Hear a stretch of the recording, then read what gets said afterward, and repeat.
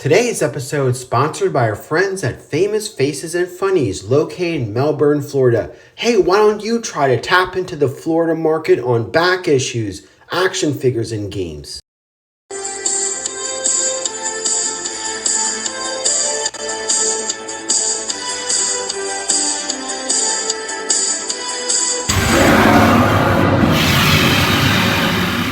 Hello and welcome to another exciting episode of Codename New TV Hero 2. Hi, I'm your presenter, Shabu Are You. Well, we're going to do this month's comic book pickup recap. Now, my regulars can attest, are the episodes where I go through and we take a look at some of the comic books that I picked up during the course of this month. Now, unlike these modern comic kiddos, we kind of focus in on books that would be more appealing to the fellow Gen Xers. I usually don't follow a theme. It's not just new books. I like to, most of the time, I'm picking up old school books. So this is an excellent opportunity for everybody to just sit back, relax, and maybe enjoy the books from yesteryear that you may have picked up when you were younger. It's just a nice way to reminisce while checking out some cool books. And I know this has been a very big popular segment. We're getting a new influx of people, so that's why I'm going through this spiel, so to speak, more so than in my other episodes when we begin. Again, of course, thanks to our sponsor, Famous Faces and Funnies, located right here in Melbourne, Florida. Now, this is an opportunity for you to tap into the Florida market. Oftentimes, Grandpa and Grandma come down and they bring little Joey or little Susie's toys from yesteryear. They don't know what to do with them. Well, that's where Famous Faces and Funnies comes in. They pick up these collections so you could save on great deals on back issues, action figures, games, you name it. Just go on the link below and check out their Facebook Live auctions.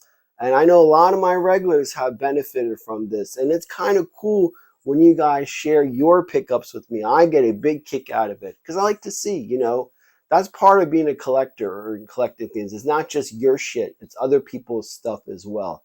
And that's where I get excited, seeing what other people got. And I thank all my regulars who have done that. I really do appreciate it. It's really cool to check out. So I haven't done an episode in the past few months. When you live in Florida, this time of year, you have guests coming in and, so I had to take some time off to get my house, get everything ready, as well as I picked up a new car. That's right. I picked up a Toyota Avalon, the last of the V6. And this is beautiful. I'm not a big fan of turbocharged engines and these small engines. I think good old-fashioned V8 or V6 is my calling. And since this was the last of the famous Toyota V6s, I did something I never thought I'd do, switch from owning and driving German cars to buying a Toyota. Anyway, without further ado, let's dive into these issues. We're going to have a couple issues that are in the same title, because I haven't picked them up in a while. We'll talk a little bit about that. Since I'm known for G.I. Joe comic recaps since 2014, we're going to save the G.I. Joe stuff till the end because I'll have designated episodes recapping those issues, especially issue 301. And the reason why we wait a month is to not affect sales. That's right. Since this channel started, we befriended a lot of people that work behind the scenes that stuck through the dark periods. I know we see all these new G.I. Joe fans. They're coming or jumping on the bandwagon. And I've seen a whole bunch of these guys posting videos like right after the issue dropped. They don't realize that affects sales and that affects people being able to make money, earn money to feed their families. And I think if you're a real G.I. Joe fan, you wait a month and then you do your recap. So other people can read and bring more to the table when it's time to recap the issues. So we're going to stick with our format since we've been doing this since 2014. Now let's dive in and take a look at the books we picked up for this month. So we're going to start off hitting a home run right off the bat. And I picked up Batman issue number 1. Obviously, this is the facsimile of it. And the things is this, is that I love targeting these facsimiles. I think they're an excellent way to get iconic books into the hands of fans. Now, unfortunately, modern comics has turned into monetary. The fun, the aspect of what makes comics so great is being lost by these 9.8 CGC only people that live in mom's basement and flip comic books without going to school or contributing some way to society over flipping comic books. And with the economy, the comic book market kind of gone down. This is an excellent opportunity to get the real comic book fans into the game and enjoying these books. And since I'm a former government auditor, everything is ups and downs. So who gives a fuck? Like, the problem is, enjoy the books, enjoy the hobby, because I think that's the more important, priceless, I guess, dollar figure you could assign to comic books is what they bring. They bring good values. They bring a sense of holding something tangible and getting eyes away from the damn cell phones or iPads or whatever. I think that's what makes comic books so valuable. And what I've been telling people to do is buy these iconic books and then send them off to grading. They make excellent home decor. You have no idea how many, since I live in Florida and I have all these visitors, you should see the looks on people's faces when they see Superman issue number 1 sitting there in the living room and ASM number 1 sitting there. I mean, it is definitely a conversation piece. And this is when I was sponsored and promoting EGS grading. Now we just do PGX grading. But again, just to have the book graded and slabbed and out there, it's an excellent decor. And believe it or not, they do have monetary value associated. I mean, I picked up some extras and I was selling them like 70, 75 bucks or 60 bucks a pop. And people were picking them up, because they're iconic and they make excellent decor. So don't sleep on these facsimiles. They're a great way to relive iconic tales. So with that, you can't get more significant than Batman issue number 1. I actually owned a stock in one that was an 8.0, and it was on a rally. So I owned a couple of shares of that, and then someone actually bought it for, I think they paid like 800,000 or something like that. It was significant, but they paid a big amount of penny, and my payout from it was basically I gained about $30 a share from that sale of that book. So that's another cool thing, is there's actually houses that they divide an asset into shares, and you could therefore own an iconic issue and be able to enjoy that. So we picked up Batman issue number 1, and of course, you gotta do this. Amazing Spider-Man issue 121. John Romita Sr. I mean, we had him sadly pass away, and we still have John Romita Jr. carrying on his legacy. But John Romita Sr. is the artist that when you close your eyes and picture Spider-Man, you're picturing his Spider-Man. And that's no disrespect to Steve Ditko, but I think that John Romita Sr.'s Spider-Man is that iconic. And to be able to get this issue facsimile, again, the only difference is the price tag on the top corner. And I think the paper they use gloss in this one or newsprint. Yeah, they use a little bit of that high gloss for this. And again, what a great way to enjoy an iconic book and even get the ads. So that's why I recommend and enjoy picking these up. So ASM 121. And then, of course, there are two guys I love. They're kind of niches. Number one, as my regulars know, is Ghost Rider. I love Ghost Rider. And the other one is The Punisher. I love that. And the fact getting, a facsimile of ASM 129 is a home run. This is obviously the first appearance of the Punisher in comic books. And man, even getting a low grade, you're talking about a couple of thousands of dollars. And it's not about that. It's about getting the book, holding it, flipping through the pages, seeing everything, like the whole experience. That's what makes comics so awesome. Is it's not just, it's a touch, a look, a feel, a smell, even though this is not newspaper, but your brain brings that because of the past association. So even though this isn't newspaper print, you know what I'm saying? Like, your mind plays tricks on you. And that's why it's awesome to get these facsimiles. So this is going to PGX grading as well as that Batman issue number 1. And another one is I picked up my second Avengers number 1. Of course, with the MCU, holding such a big stronghold over movies, especially in the last 10 years. Even though it's kind of dippered down a little bit, people seem to be getting superhero fatigues.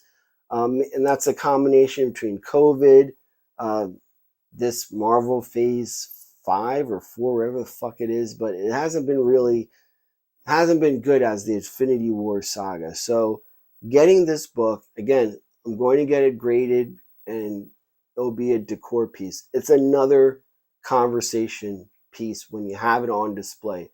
And I sold it, the other one that I got graded for $70. Someone wanted that, and part of my sales goes to our local non-kill shelter. So that's kind of why I do occasionally flip an extra book that I pick up, is because I'm at the same time raising money for the local non-kill shelter where I adopted my cat that helped me get through PTSD. So in a way, it's coming full circle. Like, I feel like maybe someone will adopt a cat that will help them as much as my cat helped me in my tough time, especially to fellow veterans and government officers and agents like myself. So I think that's important to do. But anyway, this is something you may think, oh, it's not worth anything.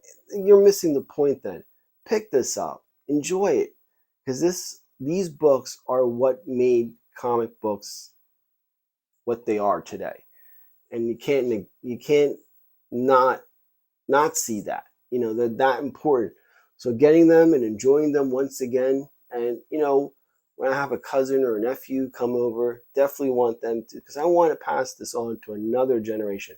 That's how important I think comic books are, is that they're able to teach our younger people good values, good life lessons to make them be contributing members of society, not just fucking TikTokers. Okay? That's why I think comic books are important. So, Avengers issue number 1. So we got the cool reprints facsimiles done. Oh yeah, one more. I'm sorry about that. X-Men 101, the Dark Phoenix saga. And of course we know what the Sony did. There's 2 adaptations of the Dark Phoenix saga. And then with X-Men 1997 coming back out on Disney Plus, X-Men are starting to pick up a little bit, especially those Mr. Sinister first cover appearances. I've been telling my regulars, don't sleep on the Mr. Sinister is going to be a good character to invest in. Now is the time to jump back into X-Men and pick up those. Obviously, this one is pretty expensive, but it's just, again, such an iconic book. It's just really the point where X-Men went from the 60s, the X-Men team with Cyclops, Beast, Archangel, Marvel Girl, to Jean Grey, the Phoenix. So it's kind of shedding its old skin, and this is the new X-Men going forward to what we see today. So it was like an evolutionary switch for the X-Men as a brand. I think that's why this issue is really important.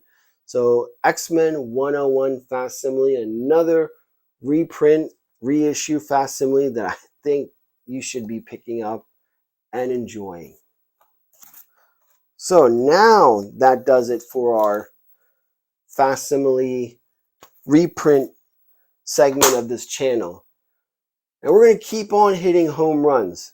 The next book, I've been kind of critical of modern Disney Star Wars, but, it's like having your ear to the ground. You know certain things, and, we saw Ahsoka, the whole first appearances of Ezra, Kanan Jarrus, Ahsoka as a character, Ezra Bridger, Sabine.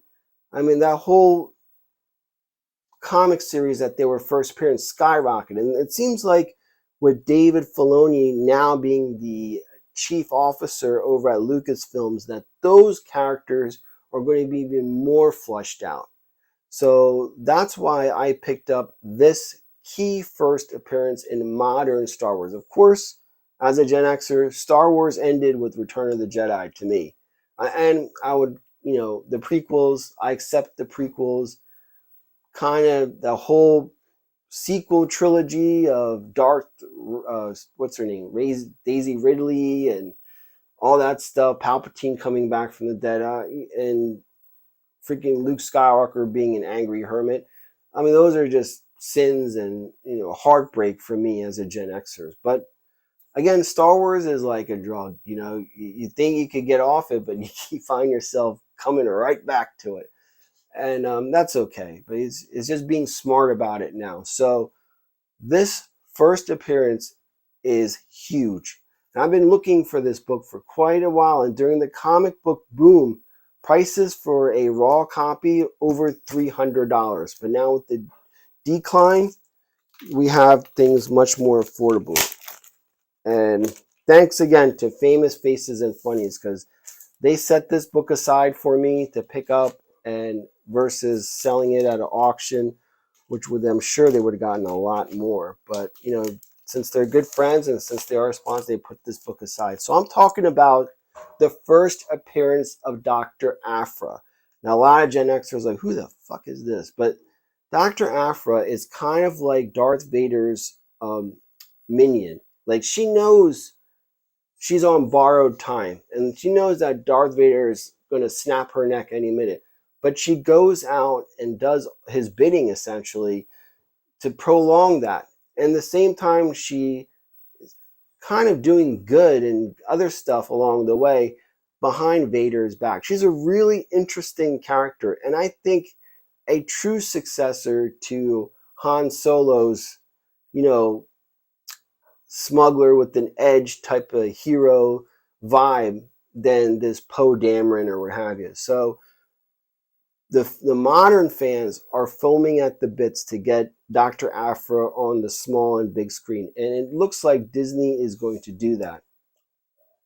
So that's why this is huge to pick up. Darth Vader, issue number 3, the first appearance of Dr. Aphra. And what's even more funny is the bad C-3PO. This guy is like programmed to he's ruthless. He's my favorite character in this whole thing, is because he's everything 3PO is not. And he's just a jerk. He has no value because he's a robot. No value for life whatsoever. He doesn't give a shit. All he wants to do is kill. I think that's what makes his character amazing. So, Darth Vader, issue number 3, the first appearance of Dr. Aphra. Should be one of those books to get put away, get graded, and then wait and watch, because this thing will go back and surpass that 300 threshold. Alrighty, so the next book, actually, I'm going to ask you guys your feedback and your opinion. Obviously, this channel is a Gen X for Gen X channel, so not just G.I. Joe, we talk about Transformers, He-Man, Voltron, all Robotech. I mean, it goes on and on, but I try to bring a little bit of everything from stuff that we grow with. Even though I'm mostly known in the G.I. Joe community, I figured that, we all like different things, and we would have a whole bunch of other toys. And of course, after Star Wars, He-Man is the next progression for a Gen Xer. And I do have issue number 1. We did a episode, we saw the book raw, then everybody, my regulars, saw when it came back from grading. And this got a 6.5, and that is okay for me, because you have to remember, these books were in the hand of little boys back in the day. And for it to get anything above a 5 or a 4, I think is a win. And the most important thing about, to me, and to real fans, is how the book comes out. The cover looks great. It's presentable. The back is pretty good presentable. Yes, there's a little creases and stuff, and I think I got dinged because it's kind of off-centered. So when they cut the book, they cut it, as many of you guys know, that's what goes into like the whole grading system. A lot of defects plus stuff that you have no control over, like how they cut the issue. So I point that out because you could see the top of the DC. I think that's what really dinged this issue, so to speak. But other than that, this is a very beautiful and presentable book. So this is supposed to be Masters of the Universe issue 1, the second appearance of He-Man, and first appearance of a lot of his gallery of supports and foes. But I'm interested in this. I found this. This is Supergirl issue number 1. I think it came out in 1981. So it predates that DC showcase featuring He-Man's first appearance battling Superman. So that's huge, because that's his first appearance. This came out in November of 1982. So the reason why I bring this up is, why isn't this the real first appearance of He-Man and Masters of the Universe?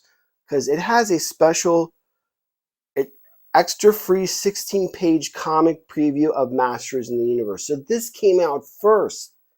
Then that DC showcase featuring He-Man versus Superman came out. And then, of course, the Master of the Universe issue number 1. But you'll see right here, Stridor is there, or this is what, Zodiac. Zodiac's in here.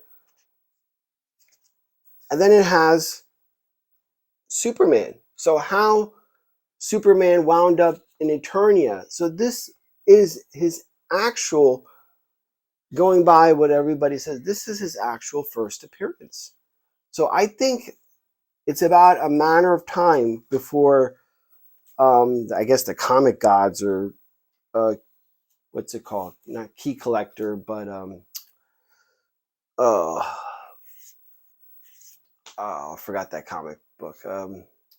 Before it becomes changed over to make this the first appearance of He-Man. I think this is a sleeper book, and I think it's worth, and you could find these in $10 bins or whatever.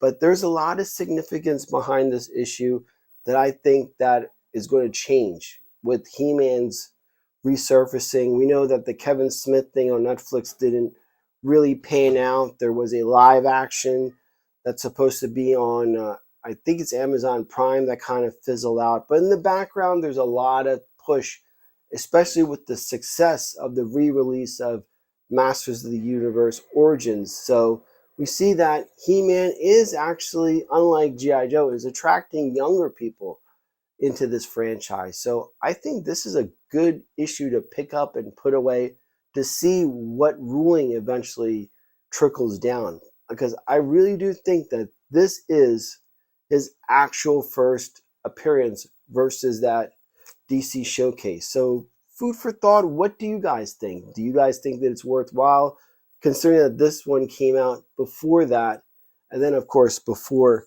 this? So food for thought, So the next book is a personal niche, personal favorite, and I'm friends with artist Jim Balin. I've been friends with him for a long time because, as I said in other episodes, I think he's one of the artists that should have been included, the 90s guys with the Todd McFarlanes, the Rob Liefelds, the Jim Lees. I think that Jim Balent and his iconic run on Catwoman and Batman and stuff like that should have rightfully belonged with those guys. It's just the fact that Jim goes on his own, marches to his own drum.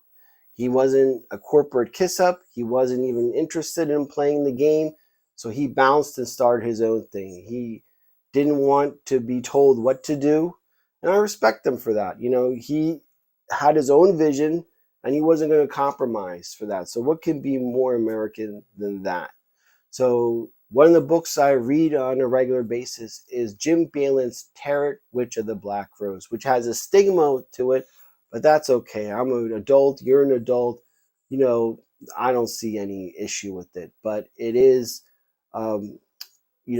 sword and sorcery. I've always loved that world. And around this time of year, he likes to bring the Krampus in as a adversary for, so it's kind of bringing other mythological things, demons, stuff that I think our two female leads are able to fight with. So here's issue 141 of Tarot, Witch of the Black Rose. And again, Jim's artwork is phenomenal. I don't think anybody draws the female anatomy as good as Jim. Jim is really good at that.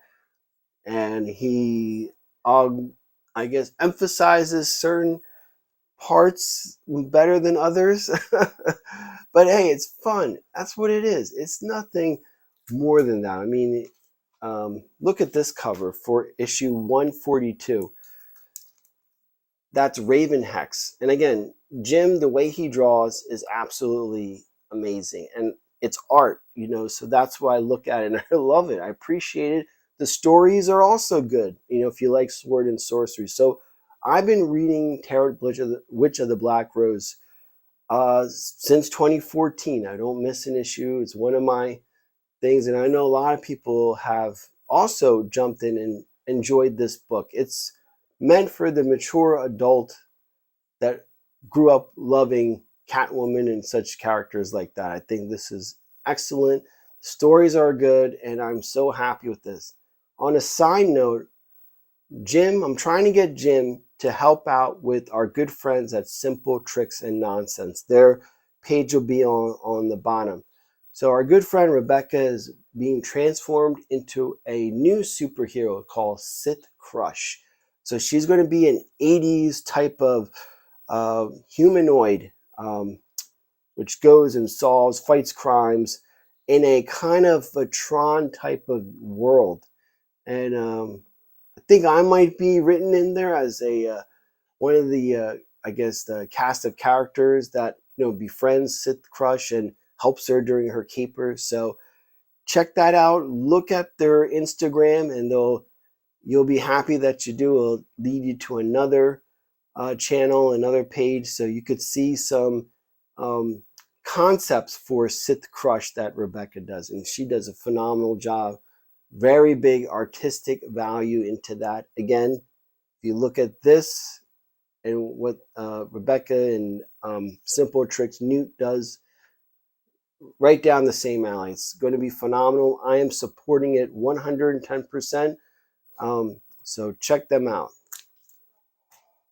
And let's keep it going. Since we're dealing with top shelf characters, why not the one who started it all?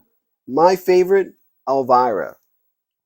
So this is the second time I was able to pick up Elvira issue number 1. And again, thanks to Famous Faces and Funnies for putting this aside for me.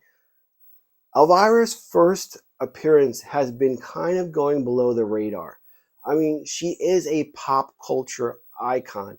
And this book actually did pick up and peaked during her release of her 40th anniversary autobiography. So you saw a jump in this. And the fact is, Elvira isn't going anywhere. She's going to morph into a more, obviously, because Cassandra Peterson's in her 70s, she can't keep everything up and tucked and whatever forever. But the fact of the matter is that Elvira's first appearance is one of those books you definitely should pick up, because from the 80s to now, she's synonymous with Halloween. She'll continue that well past, her lifetime, Elvira will live on in some form. So I would highly recommend picking this up now that we're in Christmas time. This is the best time of year because Halloween is done and over with. So now is the time to pick up this very important issue. And the story in it is rubbish. I'm going to be honest with you. These House of Mysteries are really not that good as far as their content in it. But the covers are where I guess the money is at, because I have this issue number 2 and the Halloween one, the Christmas one. And those covers alone, there's one, issue number 2 has Elvira in a samurai sword. Like, what the fuck? Like, it doesn't make any sense. But it's so weird and zany that issue number 2 is shot up in value. And I think issue number 1 is not too far behind. So definitely pick up Elvira issue number 1, House of Mystery number 1. This is the second time. Another one I had to sell to a good friend of mine from high school who is just a big Elvira fan as me.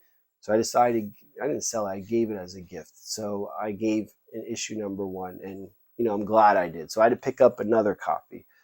Anyway, with that, of course, the latest series, remember, Elvira's comic series, and we did a review of it, and we also had a Q&A with writer and good friend David Avallone. David Avallone, I think, is one of the best modern comic writers that goes unheralded.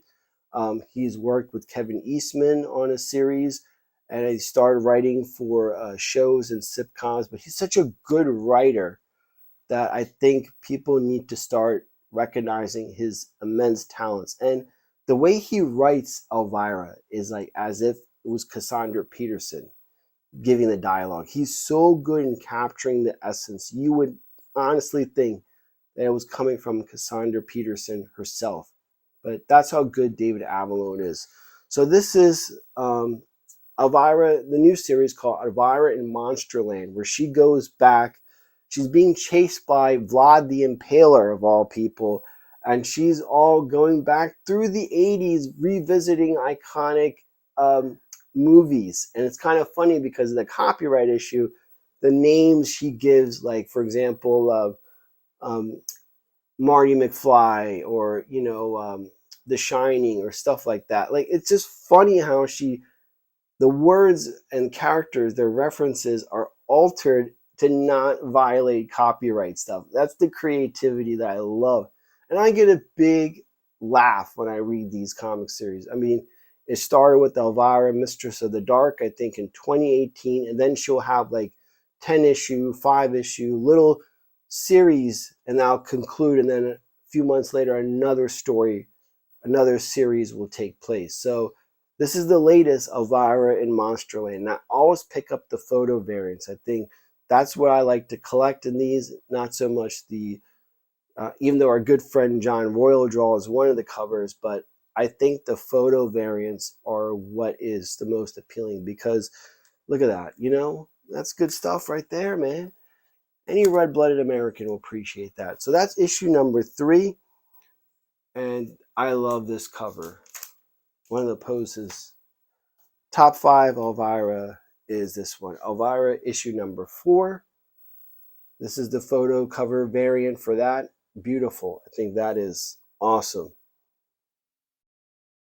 I love the black velvet and how it, just everything with her skin color and everything. This is such a good photo. One of my favorites of Elvira.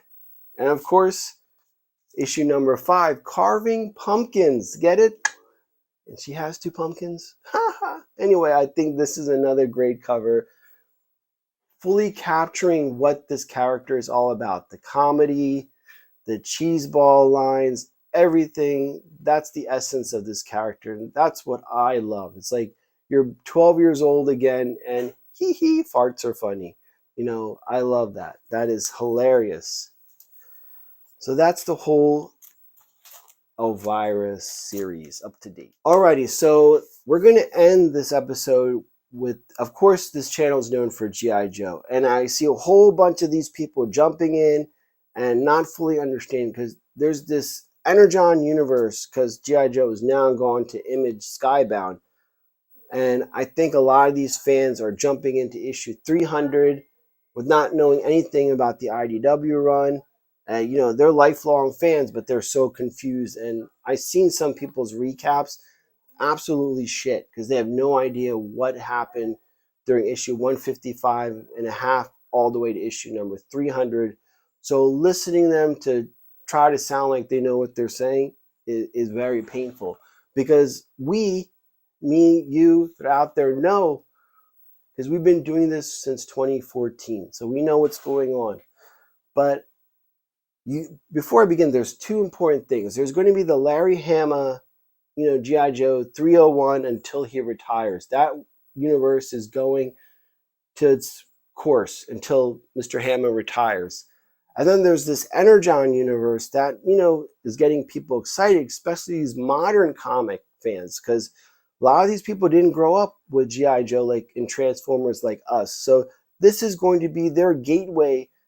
And so far, the hype and the promo and everything has been done excellently to get these modern comic kids to get interested in this. But it's important to read the other titles that are coinciding in the Energon universe. So it all started with Void Rivals issue number 1. We talked about this earlier. We haven't done a recap yet, but I'm going to start doing that, because I think I want people to understand. So we're going to recap issue 1 to 6 in one episode, get everybody caught up. And then we're going to do a Transformers issue 1 to 4, get everybody caught up. And then we're going to start off with Duke number 1 and Cobra Commander number 1, because I'm discovering that you have to pretty much read them in order to understand what's going to happen in Duke number 1 and Cobra Commander number 1. So, of course, we already went over this in an earlier comic book pickup episode. So since then, I've been busy. I haven't gone up to the comic shop to pick up my books. So issue number 3. Then we have issue number 4. Issue number 5. Then issue number 6. Now, just to give a quick overview, because, before the episode, basically you have two warring planets that are sharing resources. It's the age-old story, like, not love thy neighbor, hate thy neighbor. And these two pilots or scouts get stranded, and during the process they awaken Jetfire, who proceeds to go to Earth, and that will lead to Transformers issue number 1. And then you'll see that, the Decepticons and everything. And then Starscream, like we saw in the Sunbow, Starscream gets resurrected, flying in his jet mode. And just so happened, Duke is flying on patrol that day and sees a plane that transforms into a robot. And that messes him up totally. That's going to lead into Duke issue number 1. As of right now, I have no idea about Cobra Commander, how that's going to lead into Cobra Commander, but I'm sure it will. But Void Rivals by itself is an amazing read. It is a great, compelling story dealing with, fighting prejudice, bridging and understanding, and realizing that the person that you were fighting all this time is just like you. It kind of in the world we're going through today, with what's going on in Gaza, and what's going on in Israel and Palestine. I don't want to get too political, but it touches home, because you see what's going on in the news and you're reading in this issue, and it brings that human element into it. Like, there's also the duty of being a soldier and transforming into being a civilian / freedom fighter. Like, it's just so good. Of course, Robert Kirkman is writing it, but don't sleep on Void Rivals. I mean, the first issue skyrocketed, and then people jumped off the bandwagon, but that's where it picks up around issue 3 or 4. And I'm enjoying the hell out of Void Rivals, and I'm looking forward to doing the recap. Do not sleep on these storylines. They're absolutely amazing. And how he's building this world building that they're doing, it's as if they took time and carefully thought it out. Not like the sequel series of Star Wars or any of that stuff. It's the complete opposite of that. It's people, creative team, sitting down, game planning, and world building. And again, that was what was wrong with the sequel Star Wars, Disney Star Wars. It's like they didn't think, they didn't plan anything out. They had a agenda, just put girls in it. Okay, I mean, we're a generation that grew up with Princess Leia and strong females. Uh, Riley from Aliens. We're all welcome to that. But how are you going to incorporate them into the storyline is what's important. And that was totally not considered. This shit it out and throw it out there. That's what Disney Star Wars turned into be. Anyway, the contrast between that and Void Rivals is like night and day. This is a wonderful read. It touches so many human elements that as you're reading through, I'm invested in these characters. And that's the sign of a good book, is once you're like, what happened to them? What's going on with them? Don't go in there. Don't do that. That's when they know, I got you. That's how the writer would know, I got you. You're invested into the storyline. Void Rivals has been exceeding expectations. So again, if you haven't, pick these issues up. Of course, there's going to be a trade paperback, but I think you should enjoy it. It's meant to be enjoyed while it's being circulated, more so than trade paperback, because it's connected to Transformers and G.I. Joe. So that's important. And with that, Transformers issue number 1, we talked about that in an earlier episode. And since then, issue number 2, now this is where Duke comes in. It's a very important issue that people overlook. That is Duke. And he's seeing Starscream for the first time. So finally, Hasbro's integrating 2 of its most popular franchises in and doing it properly. So Transformers has been successful. G.I. Joe wishes it had the same success at Transformers. Between what's going on in the movies, we saw at the very end a Rise of Beasts, that the G.I. Joe logo. So we know that G.I. Joe is coming into that world. What better way to do it than also in the comic books as well? And the storyline is really good by itself as well. But again, it takes on a new meaning once you add a little bit of Void Rivals, and then you'll add a little bit of Duke and Cobra Commander, flushing this out a little bit more. So if you're just reading it standalone, you're missing about 50% of how good these books are. I'm just saying it right there. And then we have issue number 3. Again, Optimus dealing with coming to Earth and protecting Earth because it's so fragile. I think one scene really got to me as he was walking, he stepped on a deer, and the deer obviously is dead. And he's like, I need to watch everything. And it's kind of like a metaphor for us as humans, like what footprints we're leaving behind, climate change and all this other stuff. Like everything, it's a physics question. Every reaction has a greater or equal to reaction to it. So you take the ball, and it hits the pendulum, and that ball goes back and forward, cause and effect. That's what I think is the big theme in this Transformers series, is that cause and effect. Every action will bring upon a reaction. That's where this book by itself is accelerating. I like that. I like it. It is. I'm sold, hooked. And when I saw that Robert Kirkman was behind it, I talked to our good friend Comic Trobes, Chris, and he was even impressed with how much detail, how much thought is going into this. So that's that universe, the Energon Universe. Going back into the Larry Hama universe, we have G.I. Joe issue 301.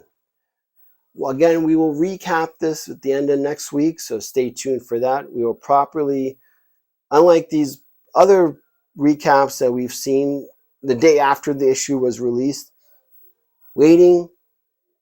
you'll see when I do my recaps how much different it is from these bandwagon fans, okay?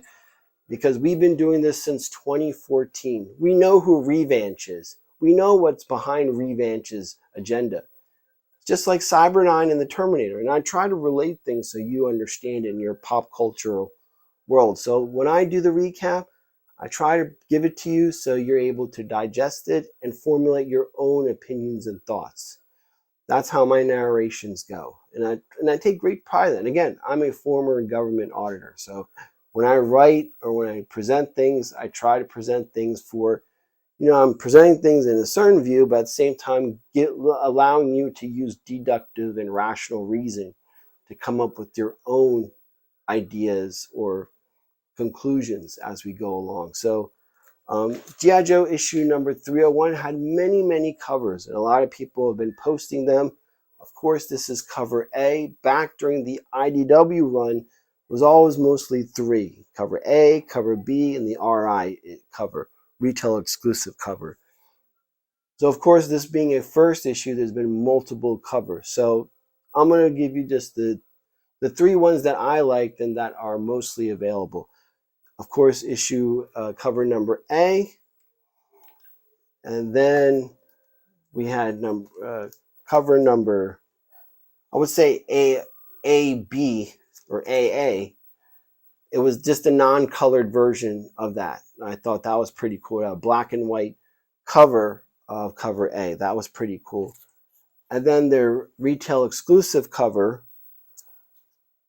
I thought was pretty damn sweet. Again, thank you to Famous Faces for setting aside. There was also another one, a blank one, where you could have an artist draw on it, but I'd rather have something on the cover instead of hunting someone down to draw a cover for me. So I opted not to pick that one up. But these covers, I think, are really good. I love the Serpentor and the Snake Eyes cover. So again, the original Snake Eyes, for those that don't know, especially these bandwagon guys, the original Snake Eyes died in issue 214-15, protecting what he loves the most in this world, the G.I. Joe team and Scarlet, from Serpentor, who had a bomb.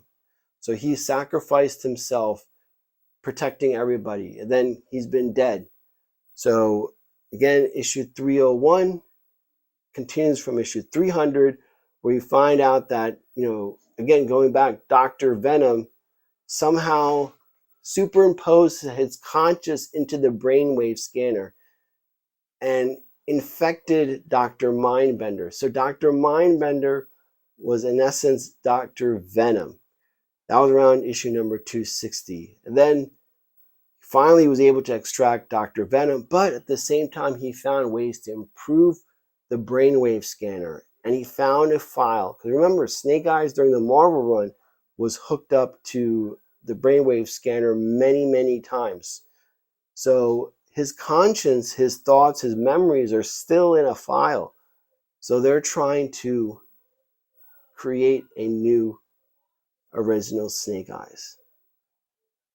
So we're going to see that Sean Collins, Wade Collins' son, has gotten one half of the original Snake Eyes memory, while Dawn Marino, the exceptional female that was living in Springfield that Cobra handpicked, has another half of Snake Eyes' memories. So we'll see that the original Snake Eyes has returned. So stay tuned for that. It's a big mess. We'll break it down when we do the recap. But again, Larry Hama is showing that he's still on fire. He's still got what it takes, and he's doing things. And the other thing, I've been fortunate to talk to Larry in the past few days. We've been sharing experiences being minorities and serving in this country, some things that our family has gone through. So it's been awesome talking to a hero like a friend. And I'm just shocked that, when I started this in 2014, that there would be a day where I'm sitting there having a tea conversation with Larry Hama himself. So I'm not going to say right now because I don't want to break my trust and friendship with Mr. Hama, Larry. But I've offered my services to help in whatever way I could, whether gather research or provide intel or what have you. So down the course, yours truly will do whatever is asked to help out Larry Hama. So stay tuned for that. Anyway, with that aside, brings up to our next cool topic. Now, towards the end of the IDW run, a lot of one-shots were being put out, where it was a big collection of iconic titles from the Marvel era. Issue number 1, Lady Doomsday, was reprinted like 3 times in that high gloss paper. And also the yearbook number 1, which is in essence is a reprint of the Marvel issue number 1, Lady Doomsday. But it turns out there's a section in that has been bothering Larry Hama all these years, and that is the speech that Hawk gives about what the G.I. Joe team is all about. And it was submitted and then edited. So his words were altered at the final pressing, and the rendition of G.I. Joe going on since then. So this is an opportunity to go back and stick to what he originally wrote down and had in that bubble. So this is the director's cut. And I think that's pretty, after all of this time, after reviewing, recapping, and all the reprints, to finally get a Larry Hama version of G.I. Joe issue number 1 is absolutely amazing. Of course, we have the iconic cover, and I have 2 graded back there, a 9.0 newsstand and a 7.0 newsstand back there in my own collection. So I'm definitely sending this out to get grading. And then there's the cover B, which is the Cobra version of the iconic. And I think that's pretty cool. You got the Hiss tank. And you got to remember, Destro wasn't yet announced. He was coming issue 11. Major Bloodwood hasn't been announced. He'll be coming in later. And the Storm Shadow, issue number 21, is his first appearance. And then the Hiss tank. And the other thing that's kind of cool is it has, the only time the Baroness wore this outfit was issue number 1. So it has issue number 1 Baroness on it too. So those little things I love about that, and I think all of these recaps I've seen totally missed all of this stuff. But that's why I got both covers for this. It's just for that aspect of it. Anyway, that does it for this episode of our monthly comic book recaps. I hope you enjoyed it. Write down in the comments, what are you excited about? And also, what other stories or books I should consider for next month's comic book pickup. I've suggested and listened to a lot of you. I remember someone pointed out Stray Dogs a couple years back, and Stray Dogs is amazing. I love that storyline. So as much as you guys are learning, I'm learning it as well. And that's what makes this channel, this segment so popular, is because everyone is benefited from each other. There's no some guy behind the camera who thinks he's a know-it-all. I do not know everything. I don't claim to be. I don't have a small penis like a lot of these guys do. Or ego that a check. I'm just glad to be part of the community and contributing in some way. So thank you for watching. We'll see you in the next episode, where we finally look at issue 155 in the contrast from the fandom, from issue 301 to 155.5. Where was all of these fans for the IDW run? Anyway, thanks for watching. We'll see you next time.